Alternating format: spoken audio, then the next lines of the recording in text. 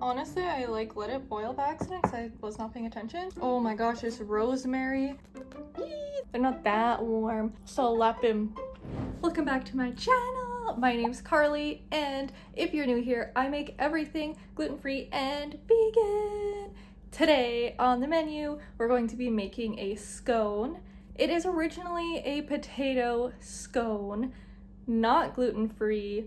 So I decided to gluten-free it, and if you follow my Instagram, you've seen it already as a short, or maybe as shorts on here on YouTube, but it's sort of like a biscuit and potato and put some cheese, and it's delicious. So we're going to be making those today. For your ingredients, we're going to be using a 1-to-1 gluten-free flour and a all-purpose gluten-free flour. Silk Next milk as our milk. Diet cheese, I have our mashed potatoes here, just plain. Rosemary infused olive oil. Cornstarch, salt, chives or green onions, nutmeg, and baking powder. Step number 1 is going to be peeling and then boiling your potatoes, unless you have some leftover mashed potatoes in your fridge. I've already done this because they also need to be cool. So if you want to cool them down faster as well, just drain all of the water out and then ice bath the potatoes. So put some cold water and then like an ice tray full of ice and then drain them again and you'll be nice and cool. Let's get started with our dry ingredients. Half a cup of our 1-to-1 gluten-free flour, half a cup of all-purpose gluten-free flour, 1/8 of a teaspoon of nutmeg, half a teaspoon of salt. Whisk this together. You can use a whisk or I'm just gonna use a fork. I've just preheated the oven to 425 degrees Fahrenheit. We need half a cup to 3/4 of a cup of our plant milk. You can use coconut milk from a can, or I'm trying this Next milk today. I've also done the unsweetened soy milk. I did use the original soy milk and they came out a little sweet and we didn't like that. So I would recommend the less sweet the better. I'm just gonna put this on low heat to get warm. We want it to be like moderately hot, but not boiling or anything like that. Let's bring back our dry ingredients while that's heating up. Now I've made this recipe about 3 times now. The first 2 times were amazing, perfection. I added in some vegan butter for fat because I wasn't using coconut milk. Then they turned out amazing, but the 3rd time I made them, I forgot the butter and I used the original soy milk, so they were a little bit sweet and also too much milk. So you want to make sure you get the consistency right. But today I thought it's still a fat, even though it's a liquid. We're going to do 1 tablespoon of the olive oil. It's actually rosemary infused olive oil from a local store here that produces olive oil called Delaterra, and it's amazing. So we'll have a little bit of rosemary flavor too, so we'll add in our oil. Half a cup plus 2 tablespoons of our mashed potatoes, and we're going to mash in or cut in like as you would with butter into a pie crust. Now, if I had added the butter, it's the same, you know, just cutting in. I go until it's kind of like a sandy.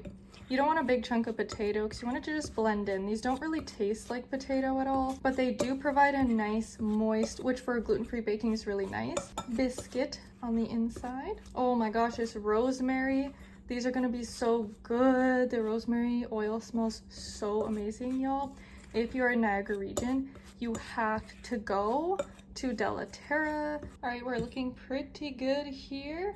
So we're gonna add in the rest of our ingredients now. 1.5 teaspoons of baking powder, 1 tablespoon of cornstarch, 1/4 cup of our vegan cheese shreds. Feel free to leave the cheese out, however many green onions I wanted. I didn't really have an amount.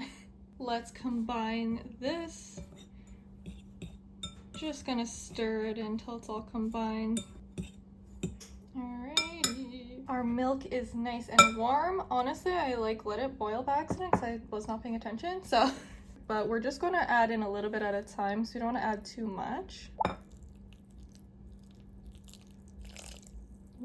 And then using our fork, just nicely bring everything together. We want a dough, but we're not going to knead it or anything, so we don't want to have the dough being too touched and worked with, or else it won't be as good.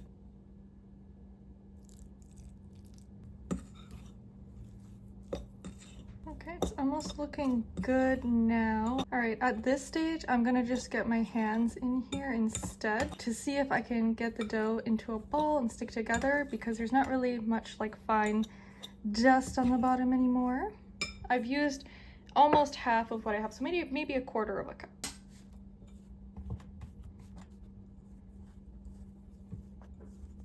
All right, I'm just gonna try and make it into a ball first. See if we can get everything stuck together, nothing's falling apart. But we do not want this dough to be sticky, but we want it to stick together enough that it's not gonna fall apart when we put it into a ball either. So a little bit of working the ball is okay, just so we make sure it's all stuck together. All right, I think that is good. Looking amazing. Let's get this bowl out of here. Bring in our pan. So now what we're going to do, we'll shape it into a proper ball and we'll split it in half as best as we can. And then what we're going to do is split it in half again. So we're going to end up with four nice little balls. And you know, can make them as even as you'd like. So I'm gonna go with a circle and then I'm just gonna flatten it out like a disc, but we want it to be a little bit thick as well. Last one. Let's pop them in the oven, 425 for 15 minutes. And we are out of the oven, y'all, and I've let them cool for a while because honestly there's no point in showing you like right out of the oven. Might as well just wait till they're cooled down. But you can see there's a little bit of browning. Look at the bottom. Yee, they don't really brown that much. You can cut them open and toast them, or what I've done is put a little bit of vegan butter and then broil them in the oven. And they look so good. Okay, let's do this one. I'll open it up for you. They are a little bit still warm. Ooh, look at that. Look at that, y'all. They are so good looking. They're not really squishy. It's a biscuit, it shouldn't really be squishy. But the rosemary, like I said, just, you can add whatever you want in actually. It's a really good base recipe, but you can just use the vegan butter if you don't have, or probably oil, just regular olive oil if you don't have the fancy rosemary infused olive oil. Alrighty, y'all, I put a little bit of vegan margarine on. It hasn't melted yet, obviously. They're not that warm. Let's give it a taste test. Oh,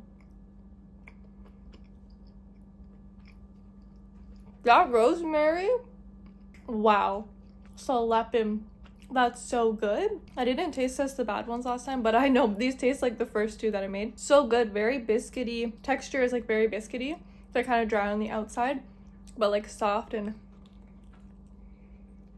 so good. Are these better than the last ones? Mm-hmm. Okay. Amazing. So freaking good, y'all. I can't even explain it. You'll have to try this recipe. With that, that will be the end of this video. I hope you guys enjoyed. I hope you try this recipe because it is seriously unreal good. You could use these as little biscuit sandwiches with your chili or with your soups or whatever, you know, omit the cheese, just have it plain. Don't forget to like and subscribe and share with your friends, and I will see you in the next video. Bye!